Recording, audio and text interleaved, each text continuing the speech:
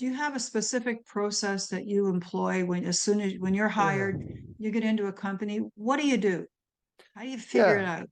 Yeah, it's a good question, and it's a what we call a three-step process. And the first step primarily is I mentioned earlier, understanding the why. Why do you want to improve employee retention? Why is it important to the company? Why do you want to improve employee absenteeism? What are those issues? How are those issues impacting you right now? Because I think when we get to the point, as I mentioned, about becoming a priority, if it's going to be a priority and you're going to invest money in strategy, you want to know that you're doing something that's important to the organization. So that's the Yes. first step.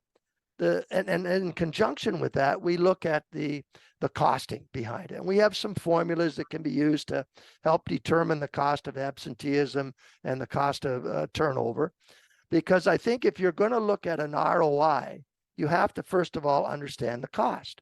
And once you do understand the cost, then you can say, all right, if we invest, let's say your cost is $200,000. And if you invest in $30,000 in improvements to your retention strategies, there's a pretty strong ROI there if you can achieve success. And then the second step for us is to use the tools and diagnostics that I mentioned earlier to understand where some of the disconnects are, where some of the frustrations are.